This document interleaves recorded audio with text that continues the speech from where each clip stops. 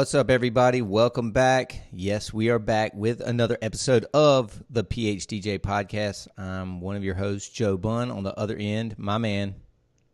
How you doing, Joe? It's there Mike. He is, Mike Walter. Mike Walter, everybody. As always, how are you? Everybody. And by the way, last week was very nice. We did an episode after 3 weeks off, and I don't know if you saw the love on Facebook and social. A lot of people were like, "Oh, they're back. We didn't, we didn't know if they'd come back or not." So it felt good. Thank you. It was a lot of welcome back memes too. Welcome back. Exactly. Welcome back. Speaking of which, Tiger Woods, welcome back. That was fun. We're recording this on Monday, by the way. It's going to drop on Thursday. Joe's got travel plans, so it just happened yesterday. Did you watch it? I watched a few. It's funny. I'm not a golf guy, No. but I made just because of Tiger. Like I was keeping an eye on it, and then Kelly and I were doing yard work, and I kind of snuck into the house and caught the last few holes. And it's all about his celebrity. He, to me, he transcends the game. If it's two people I've never heard of, I would have just read about it later. It's not that big a deal. I was telling my kids that it was on during, I think, lunch. Maybe we were eating lunch, and I was like, I don't know any of these people other than Tiger. But like, I had the same vibe. What was it, 20 years ago when Jordan was playing? I mean, I'm not a basketball fan, but I would watch a finals with Jordan in it because I understood at the time I'm watching history. And greatness. Perhaps the greatest player ever. And who knows? Tiger looked like he was going to be the greatest golfer ever. Kind of flattened out. It's been 11 years. Can you believe since his last major? I can't. Yeah. I mean, a lot has changed. A lot. And speaking of, I know you've got some topics to get to, but so you're going to be in New York City this week, correct? I am. Yeah. Looks like I peeked at it. Looks like you got a couple nights. When do you travel? Tuesday? I got the whole family. You know that, right? Right. I know that. I know that. I'm coming in tomorrow. I leave at 2, so I guess I get there around 4. All right. And then Wednesday looks like a really nice day. Thursday could be a little iffy. So do you have a schedule? Do you have things you want to do? Yes, for sure. I can't. I couldn't go and just wing it, especially there to a city. So tell me what you're planning. Because I want to give you a couple recommendations, and this isn't just between Joe and Mike. I share this online because anyone that comes to New York City as a someone who grew up in New York, there are certain things I think you should do in the city. So tell me. I know that we have a trip to the Statue of Liberty planned. Great. And that's something you've bought it in advance, right? Yes. Because that's one of those things you can't just show up. No. Okay. 100% purchased in advance. Then there was something called Top of the Rock that Brian. Yes, I was going to recommend that. Oh, you got Bonacice. Oh, good. So Bonacice has been. Yeah, but he's only been But that's true. The Rockefeller. That's Rockefeller Center. That's the building that SNL records in. Jimmy Fallon records in a bunch of the NBC shows, and not that you'll see a lot of the TV stuff, but it's a very historic building. To me, that's a more impressive tour than the Empire State Building. I've done both. Yeah. I think the observation tower at 30 Rock is more interesting, and even just the ride up. So good. That was a good recommendation. Yeah. On Broadway, we're going to see King Kong. Based on I saw that. You did see that? Yeah, I did see it. The kids will love it. I think you and Ainsley will like it too. It's not a great musical, but the effects of the puppet are mind-blowing, and I'm sure the boys are going to love it. Foray was real hype about that. Yeah, good.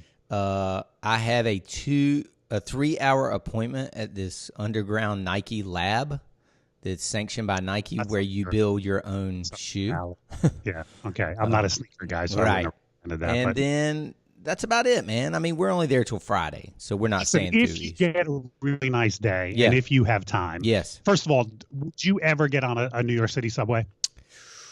Man, I would have to be sure that the person gave me the right sequence or whatever. Yes, I have been on it, but I'm not comfortable. Google, obviously. Uber, you can obviously Uber around the city, but it's a lot cheaper. And I think it's an experience. It's something that when you're in the city, it's worth doing. So take the A or C line. Okay. Downtown, and by the way, in New York City, they don't call it north and south. They call it uptown and downtown. Okay. So take it downtown into Brooklyn and get off at the station called High Street, and it'll probably say High Street Brooklyn Bridge. And this is only if it's a nice day. And then walk back across the Brooklyn Bridge into Lower Manhattan. I did read that. that to me, especially and it looks like, again, you might get some nice days while you're there. It's a really beautiful thing to do. The walking back into the city, seeing Lower Manhattan, Brooklyn Bridge has a really nice walkway in the middle of it. That's a very, very cool thing to do. Now, again, you could take an Uber and say, drop us off at the Brooklyn side of the Brooklyn Bridge, and he'll do it. But to me, the subway is worth it, and that walk back is, and then you wind up in Lower Manhattan, down by Chinatown and Little Italy, and you can even walk over to Ground Zero and things like that. So yeah, that's definitely worth doing. I love that. I think I did have that on the list to walk. And if you care about churches, St. Patrick's Cathedral is amazing to see. To me, the more impressive one is uptown, St. John the Divine, which I think is 110th Street. You can look it up. That's an Episcopal church, I think. An amazing, amazing cathedral. Well worth checking out. Okay. So there you go. There's a couple of recommendations for you and any other listener who might be ever traveling to the Big Apple. Yeah, my hometown. The Big Apple, folks. All right. I'm just going to try and hold on to my sanity and wallet while I'm there.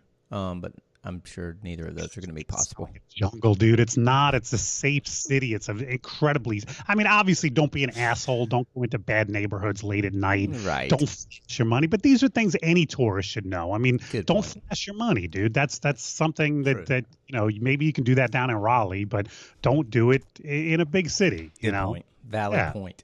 Yeah. Well, today, ladies and gentlemen, in addition to talking a little bit about New York, we are going to talk about some staffing things. And these were questions that I kind of pulled together. Some of these are months old that we just haven't gotten to. Some of them keep popping up, so I figured we would talk about them today with Mike and myself. Again, Mike, I still feel like is really one of the preeminent leaders of hiring DJs, probably, if not in the country, the whole world. So, thank you. Wow. Yeah, man. I mean, I believe that. And so, one of the things that always pops up, Mike, and I want to ask you because I've got my own answer, but I kind of want to hear your take on it. Is how do you hire somebody, right, or interview somebody, and then you're not going to obviously move them to the top of the roster over Dom and, all these other guys that are working for you, but you want them to remain loyal to the brand, loyal to Elite. You don't want them out there as DJGreg.com at $7.95 and Elite's getting $14.95 for the same thing. How do you sell that, Mike? How do you explain loyalty, or how do you achieve loyalty? The conversation has to start from day one, from the very beginning, the first interview. The conversation has to start. This is one of the reasons why I think it's an advantage hiring people who don't have experience in the business, because it makes more sense to them. Look, I'm gonna train you. I'm gonna show you everything there is to do about this industry, and in return, you're gonna work for us exclusively. That dialogue makes sense for somebody who's inexperienced. I give you a ton of credit, and you should probably answer from an experience point of view because you're taking DJs who have been doing this for years and years and years, and may even have their own brand, and you're getting them to be loyal to Bunn DJ Co. So I give you credit for doing that. I've done it a couple times in my career, but usually when I have that upfront dialogue with somebody who's been doing this for a while, they say, well, why? I mean, unless you get me tons and tons of gigs up front, why am I going to, hitch my wagon to your what's the analogy? God, that was so smooth. If I come up with that analogy, I'm going to edit this and stick it back in there. Yeah, hitch my wagon to your ride or whatever it is. What it is. So yeah, I mean, I think it's easier with somebody who has no experience because the quid pro quo is that I'm showing you everything there is to do about this industry. Yeah, for me, I mean, again, though, it does go back to what Mike said originally. It is the absolute quintessential thing you must do is explain that from very beginning, from the first interview. If you have any indication that this guy might be or this lady might be a part of your team, is just tell them up front, listen, I can't hyper jump you to the front of the line. You're going to kind of start at the bottom of the roster, but guys burn out. People have babies. People, move on. You will eventually move your way into the ranks. And during that time that you're moving up, you're still going to be doing gigs and shows for this company, you're just not going to be working every single weekend. And some people are okay with that. Also, in our business model, there are ways to get to the top sooner, and Absolutely. this puts the onus on the DJ. We do a fair amount of showcasing, and I use somebody like Dan Famosa as a very good recent example. Dan Famosa came into our company 6 or 7 years ago, and as soon as he graduated MC training, he came to every single showcase and got on the microphone, and he's a fiery personality and upbeat and energetic guy, and he within a year packed out his schedule and then started getting a ton of referrals. So a guy like Dan, he didn't sit around waiting for 4 or 5 years to kind of rise to the top. He was very aggressive about it, took the bull by the horns, and now he's one of our top DJs. So I explained that too from the very beginning. A lot of it depends on how hard you want to work. I agree, and 100%. It's the same with having your DJs on the website and having some information about them and having their photograph and having a video content there and having, what their favorite songs are, what their favorite dance floor fillers are. I mean, I've had guys that were at the bottom of the roster, but something in their bio spoke to the client, and boom, they got requested over Randy. You know what I mean? That does 80 weddings a year. That kind of parlays into my second question here, or listener question from Jerry Freedom. He says, my question is, shouldn't the DJs that are entertainers make themselves more marketable, just like Mike was saying, i.e. be more active in social media, create videos, gather reviews, et cetera, so we can have better tools to promote and sell them? I mean, yes. I mean, yes to all those things. There's no doubt that people or that DJs have an opportunity in a big company to stand out. I'll give the example of Spinelli at SCE. It's a great example. Right. Correct. So Spinelli worked for a long time, from what I understand, for another company in New Jersey. Finished out his shows the right way. From what I understand, he didn't leave anybody high and dry. He finished out all his shows with that company and then made a move to a company he thought was more suitable fit for him. But when he did, he kind of started his wedding DJ tips and other things on social media to kind of promote himself as one of their, premier entertainers.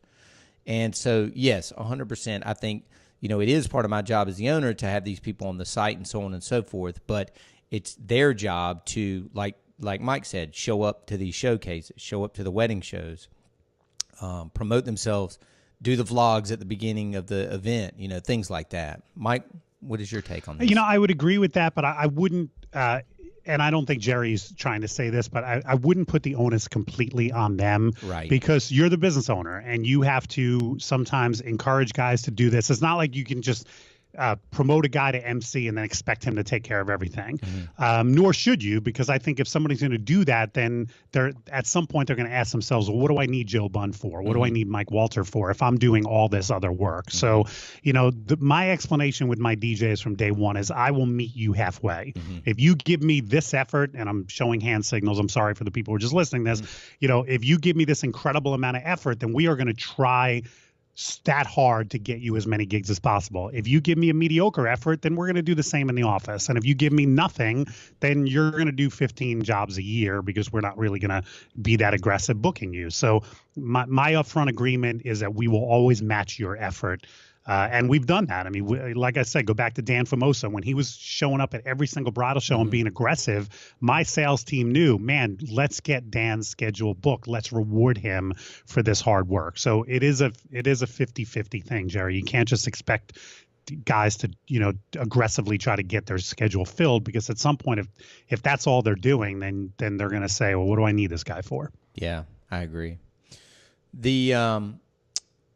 Bobby Dunstan had a question, Mike, that relates to hiring as well. It says the best way to hire for different positions. I guess he's, assuming DJ, MC, maybe even photo booth operator, kind of roadie or lighting tech. I always want people to help load/set up, but it's hard to find people. I mean, when you go out, Mike, and kind of do a hiring campaign, do you specifically say you're looking for DJs, MCs, or do you literally list out every kind of role? That's a good question, right? We put the net out, if you will, for various different positions. Like if we are running low on photo booth operators, we have an ad that speaks specifically about that, because it is sort of different personality traits that we're looking for.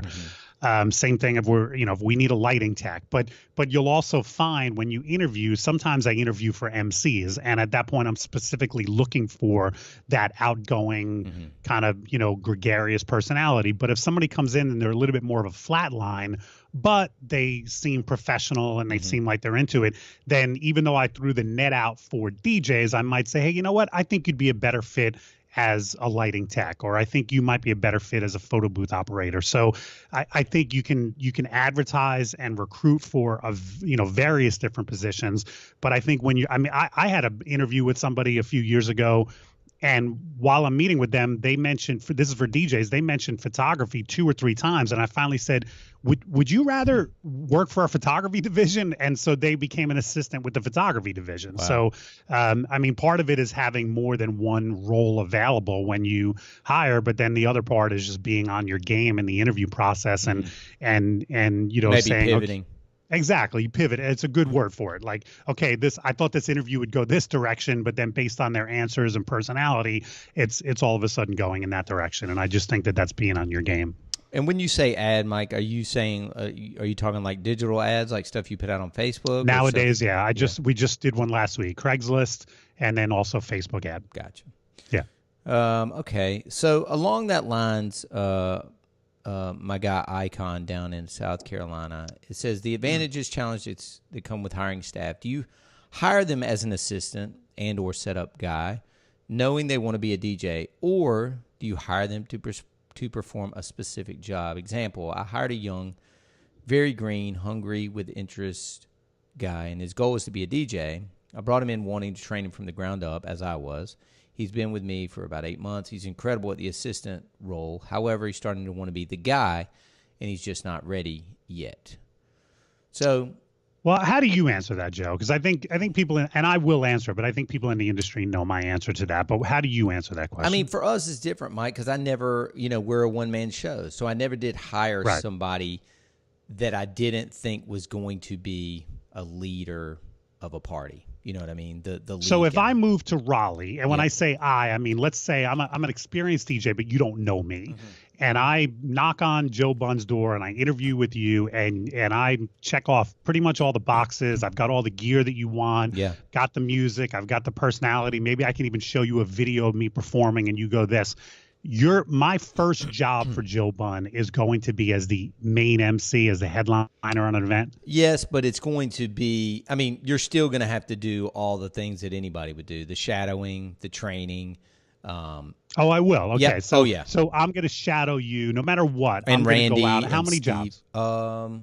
At least a half dozen between 3 entertainers. So I think that's a good answer, because I thought you were going to say yes. You just send them out. No way. Because to me, the problem with that is you don't have an opportunity to test somebody's professionalism. Yeah. Until I want to be able to test somebody's professionalism before they have the ultimate responsibility for a job. In my business model, it's months and months and months. I mean, they're assisting for a while, going through training, still assisting. So by the time they get to MC status, I'm pretty confident that this person isn't going to flake out and no-show. Sure. But yeah, so at least you're getting a half a dozen of those opportunities where they're just showing up and you call it shadowing you on an event. Yes, exactly. Or Randy or Steve or somebody like that. So any of your main guys. Yes. Okay. Yes. Yeah, I think that's the overall answer. I don't think anybody. I can't imagine anybody in our industry that would interview somebody, give them the thumbs up, and say, "Here's a wedding." Knock yourself out. The very first time. Even their first that's few, too risky to me. Yeah, their first few shows would be corporate picnic, pool party, private event at somebody's house, something that I can get just quick feedback on. They're not the end of the world if they don't go 1,000% gangbusters. So right, not a wedding. And let's move into this final part of this kind of potpourri hiring staffing questions. This was another one. I don't have the person's name to ask about this. And I pretty much know the answer because I think I kind of partially bootlegged them. But talk about, Mike, the importance of like an employment / operations manual / policies and procedures. Like, how is that done? Do y'all literally have a book? When do they get it? What's in it? Kind of talk me through that a little bit. I don't have a book. Okay. I have a textbook for my training, so that's a completely different answer. But I have a 2-page, basically 1-page, 2-sided document that I call rules and regulations, and we go over those once a year. Okay. Usually in June, because right around now I'm hiring new people. So by June, I've got all my new assistants in place. Okay. And my June staff meeting will be, everybody will get a copy of this. So I've got veterans that have sat through this meeting 20 times, 20 years. And we basically run through it verbally. I go through everything about, as minuscule as what I want them to wear on certain events, no smoking, no drinking, no drug use, and then I have them sign it and hand it back in. Oh yeah. So this way I have documentation. Should anybody break one of those rules and I be called out on it, then I can show, look, we go over this on a regular basis. They've been instructed, I know they broke the rule, but it's not like we don't have a policy about it. So that's the way we handle it. And like I said, I've got veterans who have sat through that meeting 20 times. Every once in a while, I'll add a rule. So it is important for them to be reminded and be up to date. But that's how we handle it. How about you? Same. We have, I mean, now that you mention it, I'm going to change something. But ours is like a bound booklet. And once I'm sure, that once I've interviewed them, and that's when they kind of start in the shadowing process, and that's when I start to line up a series of more formal trainings. Obviously, try and do more than one person at a time. So, we've had groups as small as 3 people, and we've had groups as big as 6 people. And at that point is usually when I hand out the manual during the training, because our manual is more of like a guideline to everything we do, Mike, starting with, how to sell the show and what tools we're going to use there. So you folded those together. I just keep those separate. Yep. To me, that's it's one thing. And then the other thing is what I need my DJs to be doing out in the field. And I think in that book, Mike, is like I think I may even call it like common sense rules, but sometimes common sense things need to be spoken about as well. I mean, things you said, no chewing gum, looking at your phone, whatever, white socks with a suit, like things. And even friendly reminders, like document includes, have business cards on you at all times. If somebody compliments you, give them a business card. Be nice to other vendors in the field. If you're going up to the bar to get a soda, offer them, hey, do you want something? Little things like that, little reminders that are, to me, one of the things that makes my company stand out. Yeah, I agree. And again, going back to what Mike said, I think it's something that needs to be touched on, whenever during the year. Remind yourself every year to have that instilled or as part of your monthly or bi-monthly meetings, however you do them with your company. And we don't have to go over that again because Mike and I have already told you guys a million times how important it is to have meetings with your staff. But to do that, and I'll add that in at our next meeting, is to kind of have that, at least that part of the document, to sign it, be accountable for it, say that you read it. I think that's an important thing. You're not asking somebody to sign a contract at that point, or to sign their life away, or even to sign like a non-disclosure, a non-compete agreement like Mike and I have talked about. No, it has nothing to do with that. It's just an acknowledgement that we've gone over the 1,000%. Basic rules for the company, and I just want everybody to acknowledge that they understand them. Very cool. Mike, anything else to add before we put a bow on this one? No, I think this is good. I think this I like the potpourri kind of format we have from time to time. Just bounce around, handle a couple different things. Yeah, I saw a few things that kind of seemed related, so put them together into a little package. Very true.